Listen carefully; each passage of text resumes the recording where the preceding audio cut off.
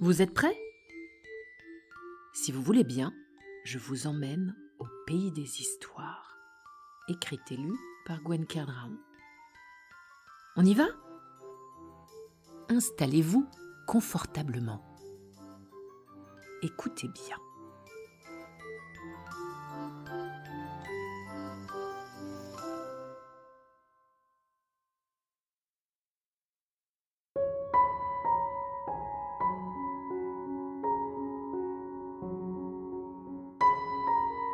La tristesse de Tolus le géant. C'était il y a bien longtemps, dans une contrée lointaine, au temps où il y avait encore des géants. Sur une très haute montagne, dans une grotte immense, vivait dans la solitude un géant nommé Tolus. Il était gigantesque. C'était un géant géant. Et même dans sa grotte, il devait baisser la tête s'il ne voulait pas se cogner aux parois. Sa vie était loin d'être amusante. Il ne riait ni ne souriait jamais. C'était en extérieur qu'il se sentait le plus à l'aise, évidemment.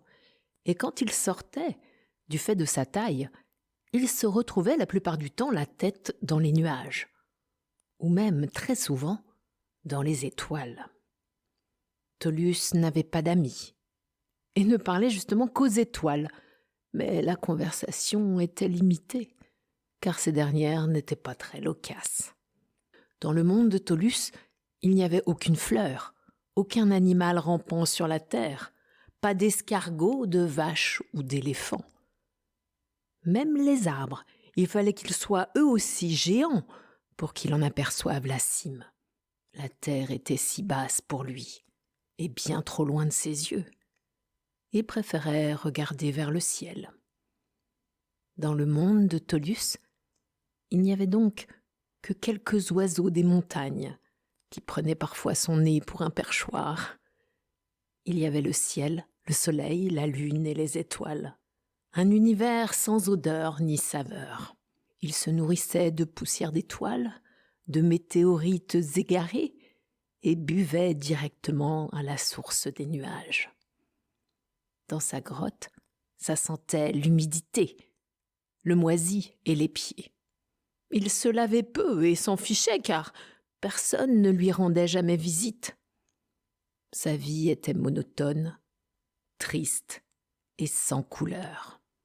Les hommes connaissaient son existence, mais ils ne venaient pas le déranger. Chacun vivait de son côté. Sans doute sa différence faisait-elle peur. Un jour, Tolus en eut assez de cette vie sans saveur et se mit à pleurer. Mais des sanglots de géant, ça ne fait pas 3 petites larmes de rien du tout.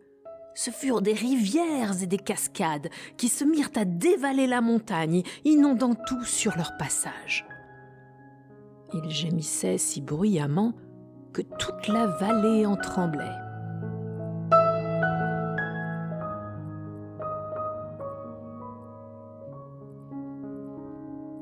Les villageois effrayés et désespérés se réunirent en conseil extraordinaire.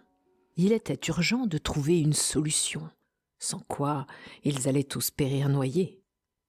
Un berger très courageux proposa de grimper sur la montagne du colosse et d'aller lui parler. Il était leur unique chance. Le lendemain, baluchon sur le dos, il partit. Après plusieurs heures de marche, il arriva à la source des cascades, au pied du géant, qui d'ailleurs sanglotait toujours aussi fortement. C'était assourdissant. Le berger l'appela, mais Tolus ne pouvait l'entendre. Alors, de toutes ses forces, il donna des gros coups de poing dans les pieds du géant, qui, intrigué par ce chatouillement, ce picotement, s'arrêta net de pleurer et baissa les yeux. Surpris, il distingua le petit homme qui ne lui arrivait pas à la cheville.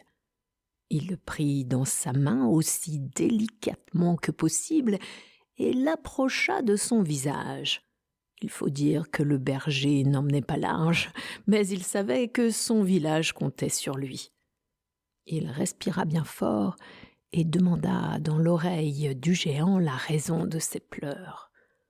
Tholus lui raconta alors sa vie monotone et grise, sa solitude, les mauvaises odeurs de sa grotte, les nuages et le ciel infini.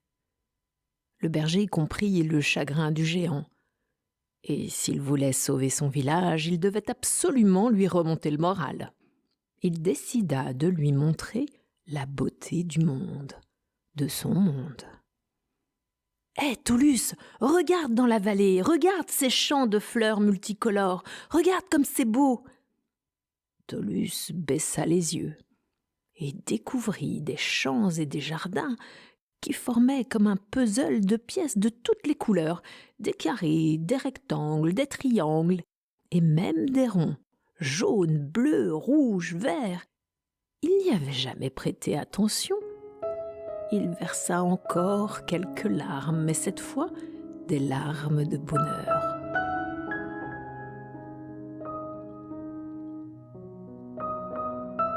Ce sont des fleurs, Tholus, des coquelicots, des myosotis, des jonquilles, des tulipes, des roses, des jasmins, des camélias, des lotus, du lilas. Et toutes ces fleurs sentent si bon. « Tu es gentil, petit bonhomme, mais comment veux-tu que je les sente ? Je suis trop grand, je ne peux me baisser jusqu'au sol. » Et il soupira très fort. Le petit homme, accroché à sa manche, eut du mal à tenir avec la tornade que son soupir provoqua. C'est là que le berger eut une idée. « Hé, Tholus, écoute-moi bien. Inspire profondément et je te promets, tu vas sentir le parfum des fleurs. » Tholus, qui n'avait rien à perdre, essaya. Sous l'inspiration puissante du géant, des centaines, des milliers de pétales de toutes les couleurs s'envolèrent vers lui. Il sourit. Il n'avait jamais vu pareil spectacle et sentit une odeur aussi délicate qu'agréable. Ses joues rougirent et son cœur fit des petits bonds dans sa poitrine. Malheureusement, quand il expira, il fallait bien qu'il respire. Les pétales de fleurs s'éloignèrent de lui. Le charme était rompu, et Tholus retrouva son air triste. Le berger, qui avait oublié d'être bête, réfléchit à nouveau et dit au géant : « Repose-moi au sol, je vais revenir, promis, j'ai une idée.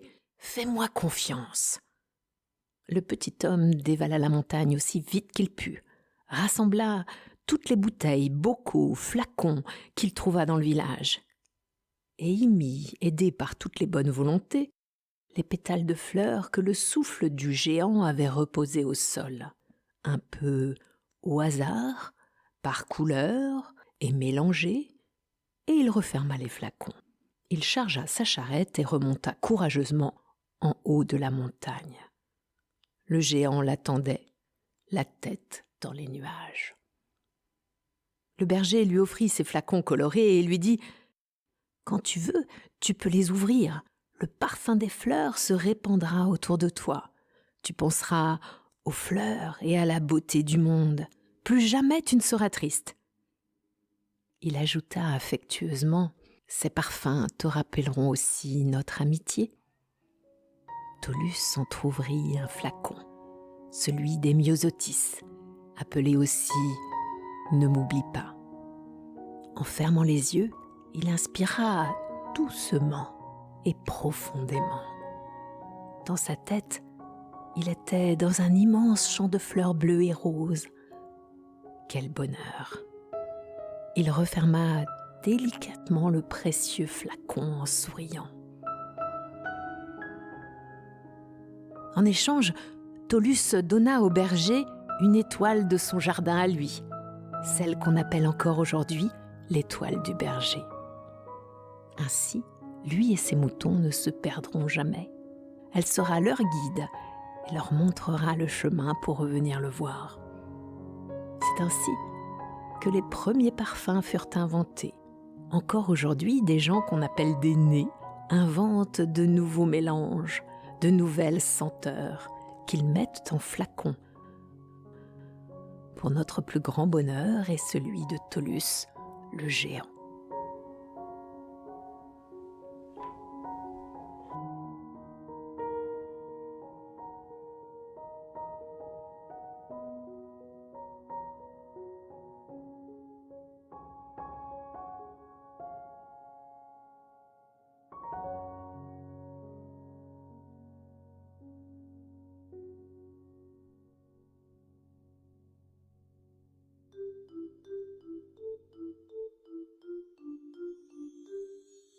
l'histoire est finie. Je vous dis à bientôt au pays des histoires.